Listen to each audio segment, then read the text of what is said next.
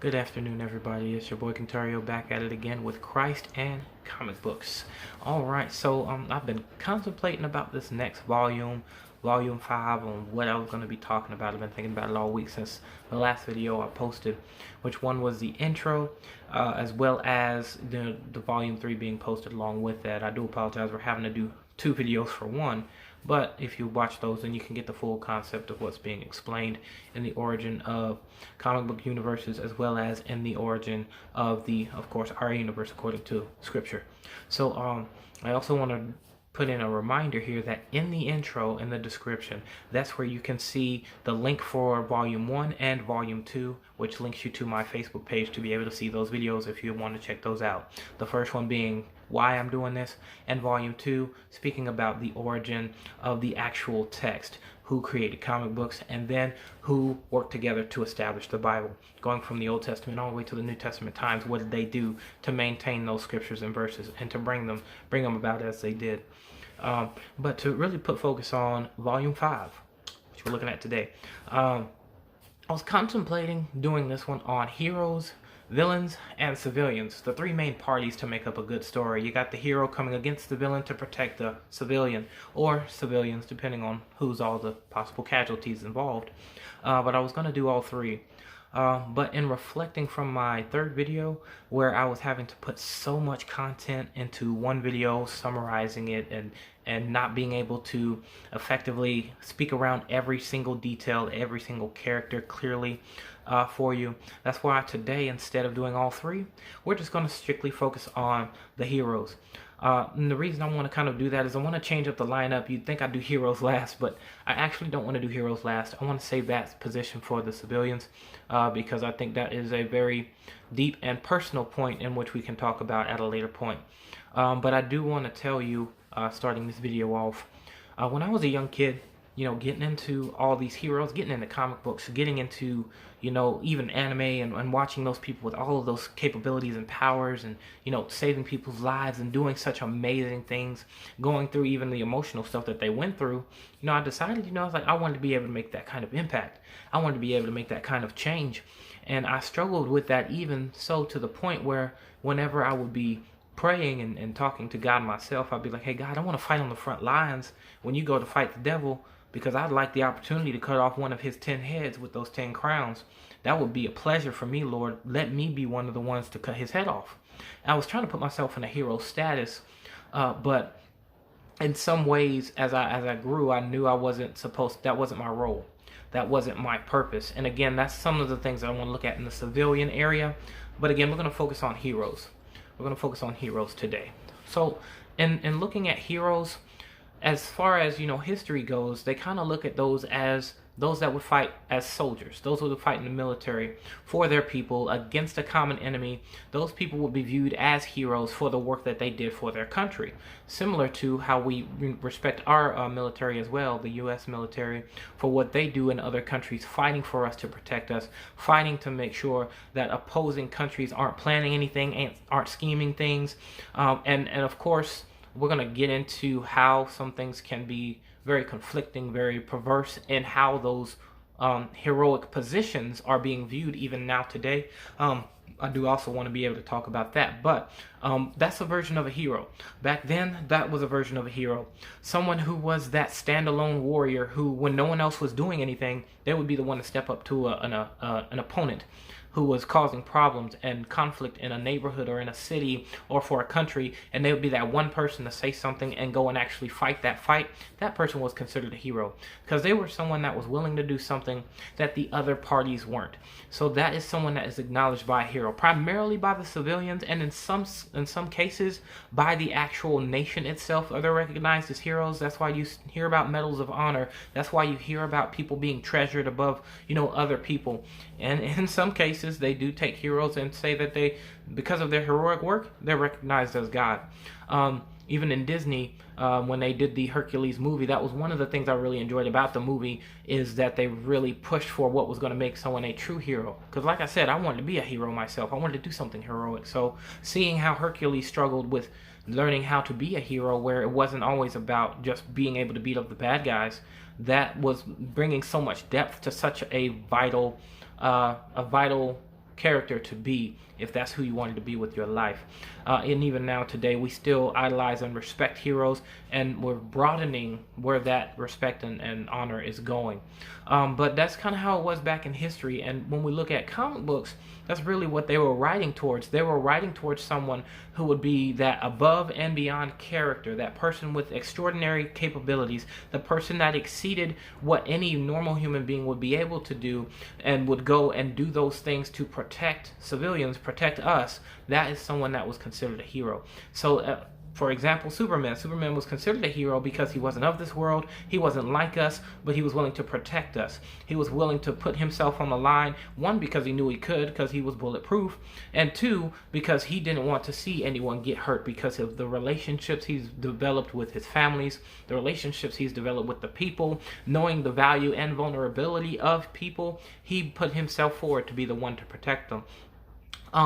In one sense, that began to kind of expand as far as the skill set for a hero goes when they started to look at Batman, for example, being one of those famous heroes also, because Batman had no powers, but his detective capabilities and the other skill sets that he had around martial arts, around using technology, around using certain weapons to be able to defend people, that opened up the realm for you're not limited to being able to be invulnerable, super fast and super strong, and having the this accelerated vision and being able to shoot energy blasts. That kind of changed the spectrum for what a hero could be. So it really brought back the perspective to being you can be one too, and Batman kind of touched on that in some aspects.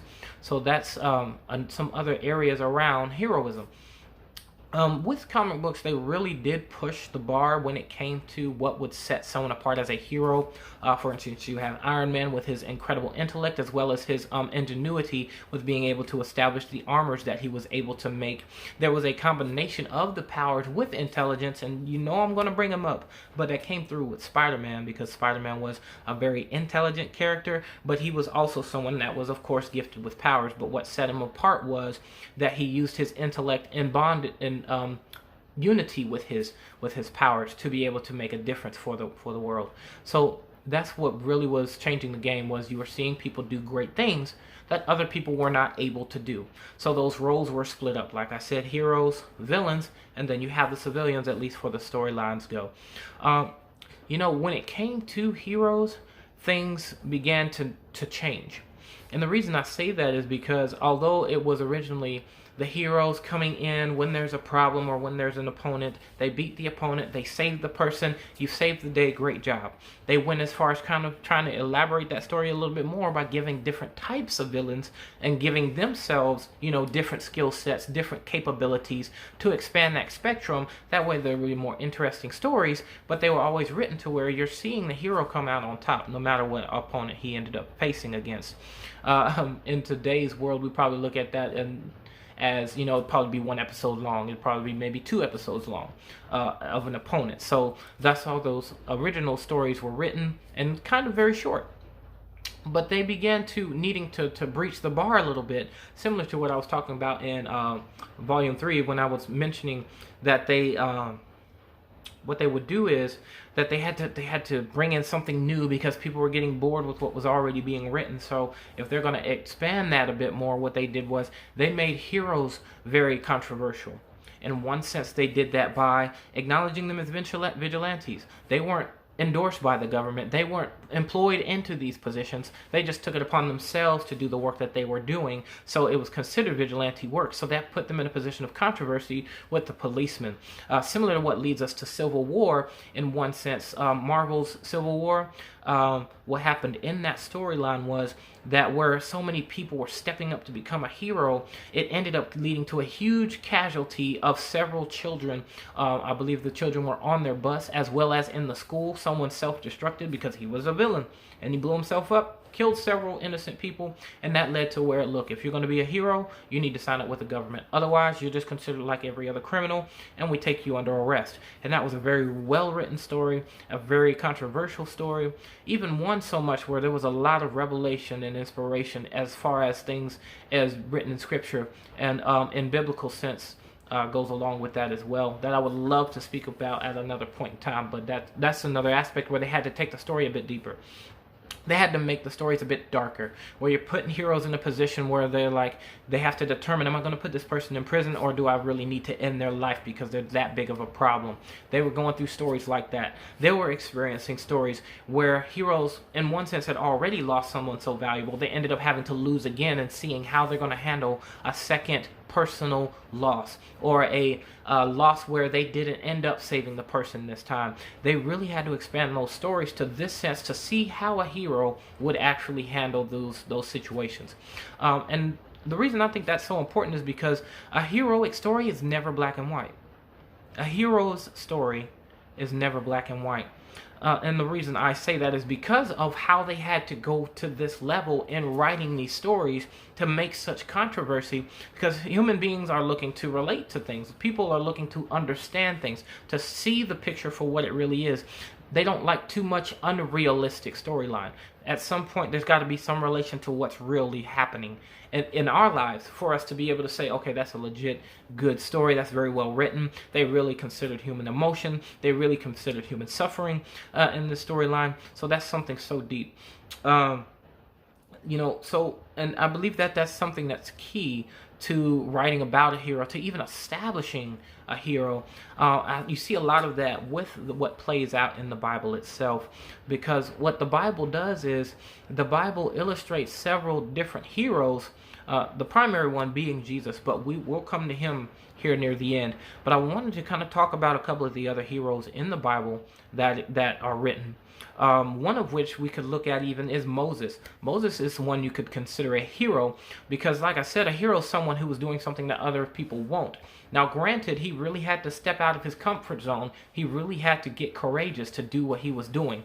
Granted, he was indeed called by God to do what he was doing, but in some shape, form, or fashion, a hero is being ushered or called to the position that they are in from either an experience or from someone who they look up to who is leading them to take up that role. So for Moses to take up the role he was taking on, that required for someone to call on him, which what God did by being that burning bush. He called on Moses to be the hero of the children of Israel. So he was the one that was selected to take the rod and go before the Pharaoh and declare that he let the people go, to free people from a painful, suffering form of slavery. It's one thing to be a slave and be in servitude for your wages and because you're willing to be a servant. Again, that's another powerful topic for another day. But it's one thing to be that kind of slave. It's another thing to just be beaten because of how you look. It's another thing to be just a beaten and abused because you are considered a threat. So we want to keep you under our control. So we will demean you and embarrass you and make you look weak in front of your own people, in front of our people, while we look at you and laugh in the midst of your pain. That's a horrible form of slavery. And there was a hero needed to deliver them from that. And God, being that greatest of heroes, selecting someone to be his one to lead that charge in delivering those people was Moses. So in him selecting Moses to lead that charge, Moses was obedient to God. He went before Pharaoh, made those declarations. He was in position wherever God needed him to demonstrate God's power to Pharaoh and to the children of Israel so that they would know exactly who was coming and who he was coming for. One of the most powerful lines that's always blessed my heart from that story was that when Moses needed to verify for the people, well, who is this that's come to save us? Who is this that has sent you to deliver us, so to speak? Who are you to say that you're the one that's going to deliver us? And he said, I am that I am has sent me. And that was a key wording, key naming for the children of Israel to be able to identify God as who he said he was. So when Moses was going to do these works, it's like, oh, he really was sent by the one, because that's who we've been calling on for all these years of our suffering. And he has established a way for us to get out of this situation. Let's watch, let's see. And in Moses demonstrating that power, he revealed himself to be the one sent by who sent him. So, and then he continued in obedience, and the children of Israel continued in obedience, which ensured their deliverance out of the land of Egypt so that they can go out and be their own people. Someone else who ended up stepping into a position of heroism.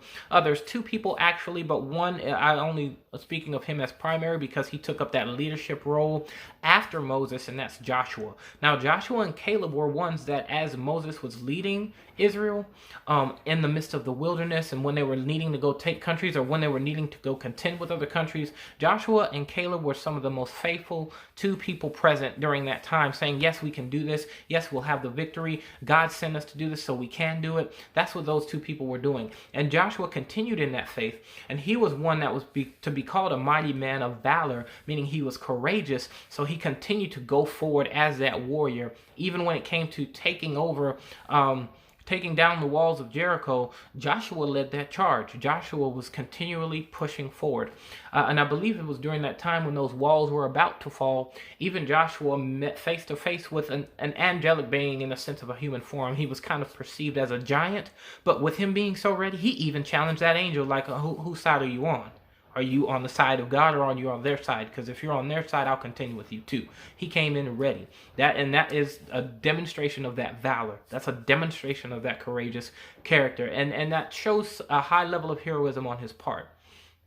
Now, growing up as a Christian child, one of the heroes that they also really make sure to teach you about that, and I'll say, at least for me and for some of several other children that I've seen, throughout my life, one of the heroes that really impacts, us is David. David was a very, very impactful hero. The reason I acknowledge him as a hero, the reason I'm referencing him as a hero, is because he was one that was simply a shepherd's boy. A shepherd boy, excuse me. He's simply a shepherd boy.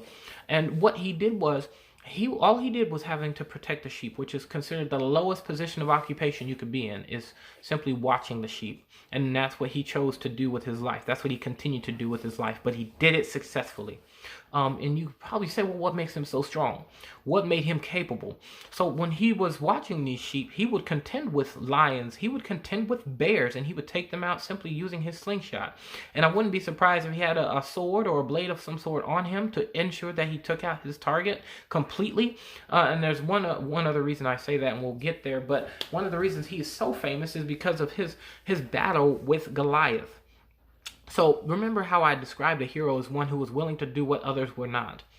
So when the children of Israel were fighting with the Philistines, the Philistines brought in one of their greatest warriors, being Goliath, who was a giant. I believe he was sitting at 9 feet tall, and it wasn't as if he had any, because a lot of people, whenever they're seeing, giants today, they either have a muscle condition or some sort that is of great concern, so they wouldn't be considered someone like the fully built titan of a warrior. But that's who Goliath was. This was a titan to contend with, and he made mockery of the children of Israel, asking, hey, where's your God at now? Huh? What are y'all going to do against me? Y'all can't beat me. And none of them were willing to step up to him, so that made God look weak. And when David came to assist his brothers by coming to bring them food, because his dad sent him, he saw this and he was like, what are y'all doing? Why are y'all making our God look weak? Our God is not weak. Our God has always shown himself to be strong. For David, that was in every instance when he warred with a bear or with a lion. But he knew that the strength of God wasn't limited to those bears and lions. So he was wondering why those people weren't willing to fight. And since he stood in faith in the weapons that he was equipped with when God was leading him to fight against all of those animals, to go ahead and do that same thing against Goliath. So he went against Goliath with a slingshot, took him out with one shot to the head.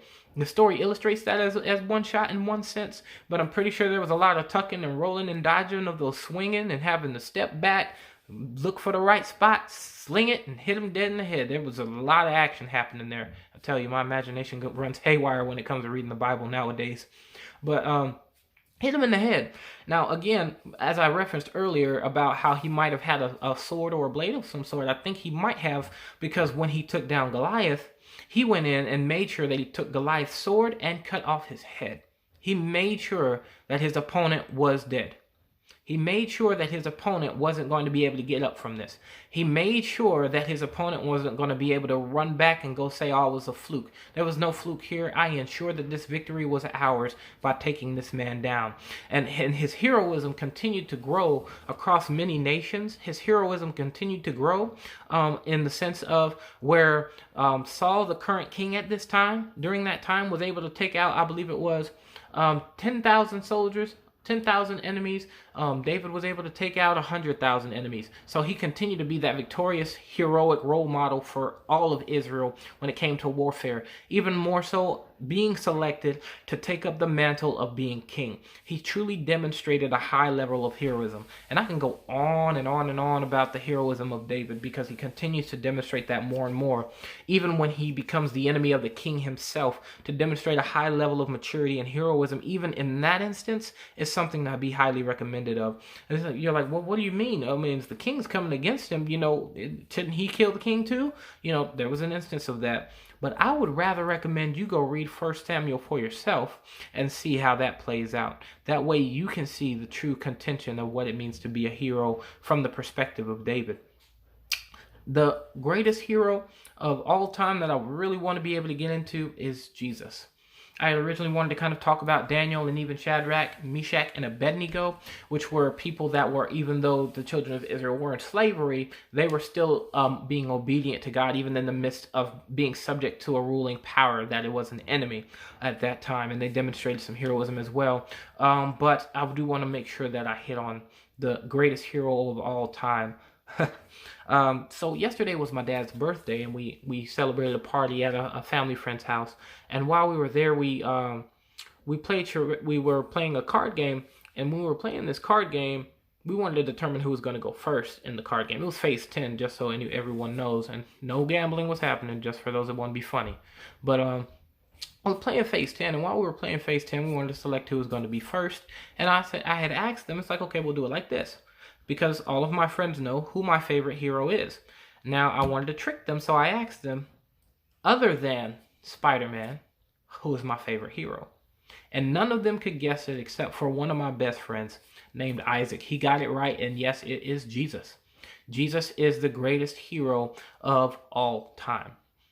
Now, I know with some people that are watching this, that's probably, up for debate. That's probably a bit controversial to bring up. Well, what makes Jesus the greatest hero of all time? I can see where you maybe say he's heroic. I can see that, especially from a religious standpoint. But what do you mean greatest hero of all time, period? Yes, he is. With everything that is written, with everything that he demonstrated in his life, one being that it's proven that he lived, so that is of no contention there, as well as there being so much confirmation of what he did in his life, even when he had so many enemies of his own people trying to come against him, he continued to fulfill his role as a hero. So, excuse me, Jesus being that hero that he was, Jesus being that hero that he was, he came in the likeness of sinful flesh. And then you can find that in Romans, I believe it's chapter 8, verse 3. And what it's saying in that verse is he came in the likeness of sinful flesh. God sent him in the form that we are. He's a cosmic being, a great deity who chose, instead of staying in the kingdom of heaven, like all the other deities do. Once they go up, that's it. You don't see them anymore. They don't have any place here. They serve their time here. They move on. Even when God had separated himself from us after the Garden of Eden, a plan went forth from God where he was going to prepare to send his son to be like you and me, to live like you and me. Not even in this advanced technological time that we have now, where we have heating and air, we have the comfort of our homes, where everything is a lot better, so much better than it was during those times. He was sent during those times where you either walked or rode a horse or rode a boat to get where you were going. Jesus was born during that time in the likeness of sinful flesh. So not only was he exposed to, the natural sufferings of man, he was exposed to the spiritual sufferings of man in a sense of sin. He was exposed to that. He brought himself out of the perfect heaven to come to this natural earth, to live in our realm, but to demonstrate for us a different way of living in our realm. But he couldn't do that without experiencing what we experience. Him and the Father discussed these things thoroughly. Even when he was in the Olive Garden, he went to pray. He confirmed with God whether or not this is what he needed to do. God may this cup pass from me, says the scriptures. May this cup pass from me. But he said, not my will, but your will be done. What that means is he was asking God, Father, do I really have to come for these people to do what I'm about to do for these people? But I'm not asking for myself. I'm asking to make sure that your will be done, that we have come together and we have went through every possibility and we have determined that this is the best way to save mankind. Jesus went in depth for this. It wasn't by waving his hand and blasting away every opponent. It wasn't by him taking the crown from the evil kings and saying, all of you evil people sit down, and all of you good, nice, innocent, who don't even understand yourself people, come and live with me. No, he had to take this step by step. He had to treat this plan delicately to ensure man's salvation. He came in the form of likeness, the form of sinful flesh, to live like we do, to be faced with what we're faced with, to know what it's like to be tempted of the flesh, for us men to be tempted by a woman. He had to go through that, to be tempted of what it means to be hungry, to be tempted of what it means to go without money, to be tempted of what it means to be able to just take it all. He's Jesus now. Now he's Jesus. With the power that he has to take everything. He didn't take everything that he could. The devil tried to tempt him and say, here, you can have all of the world. All of this can be yours. He tried to offer Jesus a domain that God gave the devil, and the devil doesn't even have full power over. And the devil tried to offer that to Jesus, and Jesus rebuked him. Do not tempt the Lord thy God. He rebuked him, and the devil couldn't offer anything that would cause Jesus. Here's what's even more powerful. The devil couldn't offer Jesus anything that would make him willing to sacrifice you and me. The devil couldn't offer him a single thing.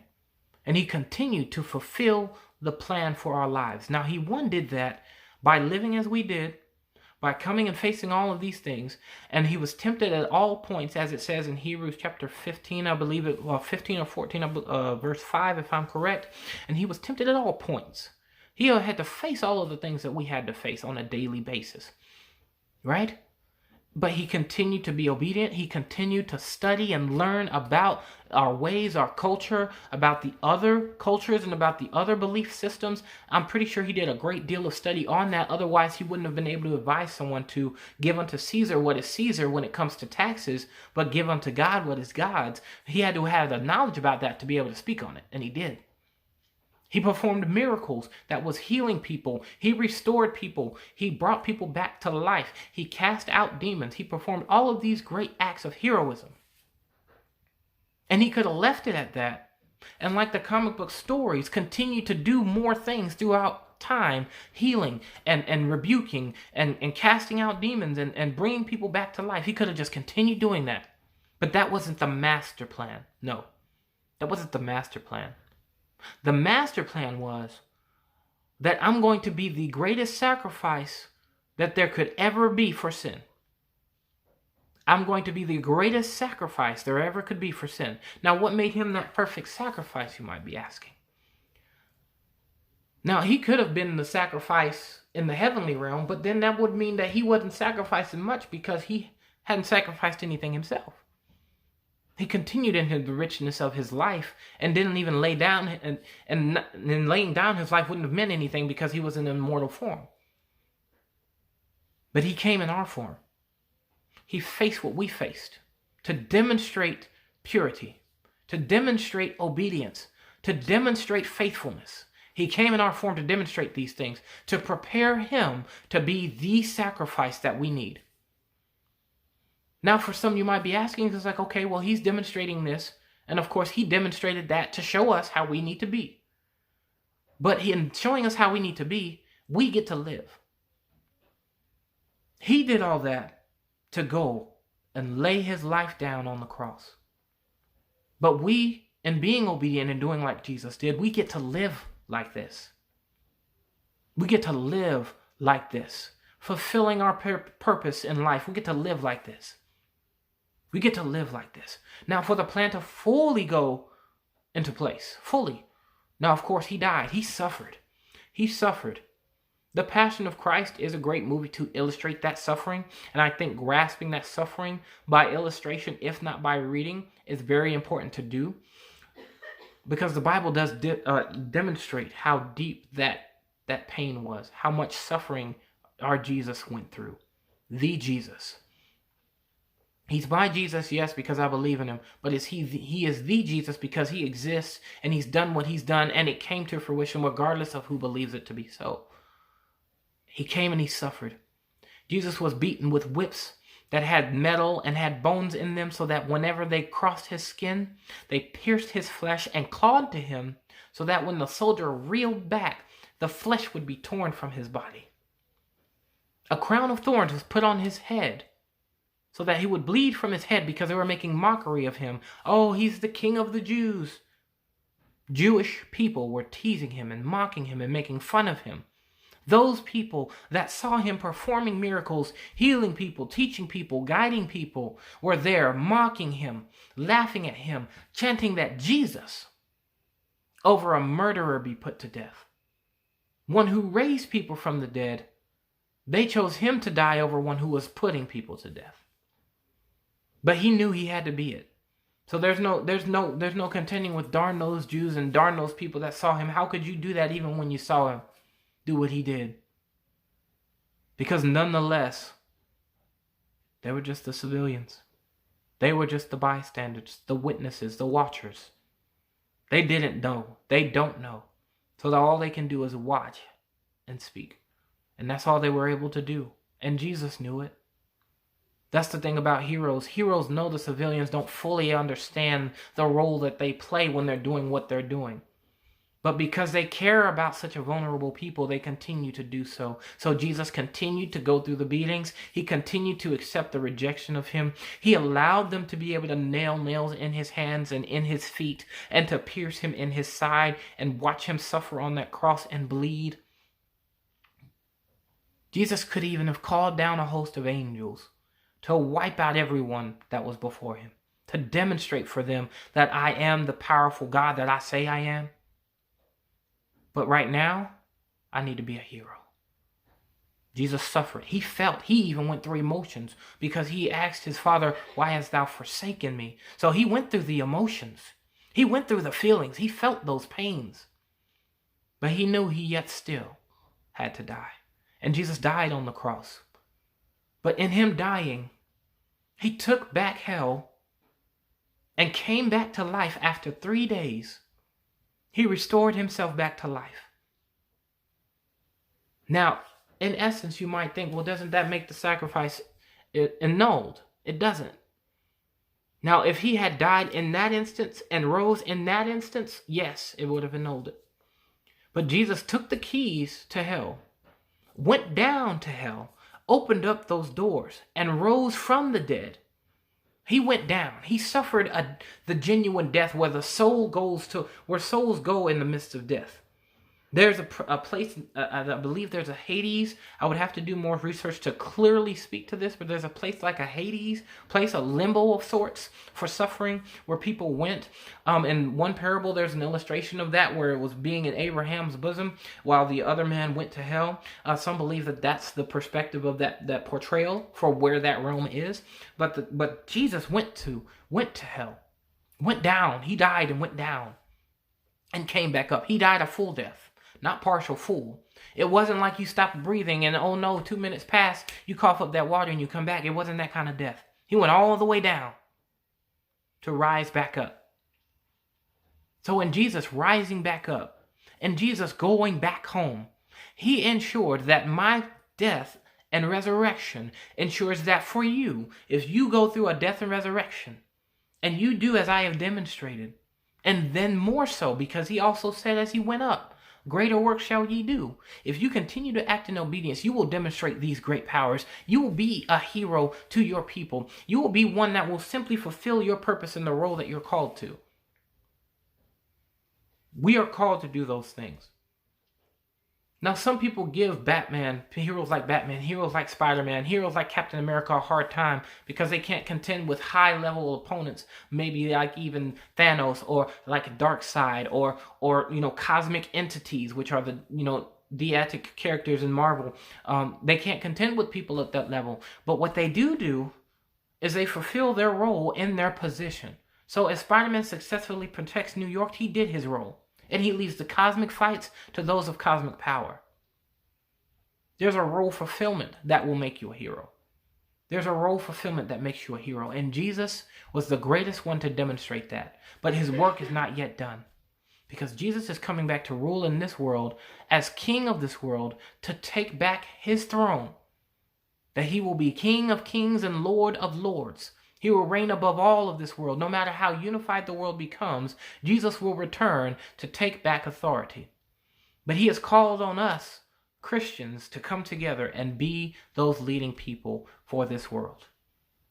You know, and I kind of want to end the video here, and I thank everybody for listening. I thank anyone that watches this video. I appreciate you for attending. Next video is going to be on villains. This one's going to be pretty interesting because I might be talking around a lot of content, even incorporating into anti-heroes, because those are technically controversial villains. So we're going to be talking about that in our next video. I hope you come back. Hopefully we'll be able to do this by this coming Wednesday. Be prepared. Thank you for joining us. Y'all have a blessed day.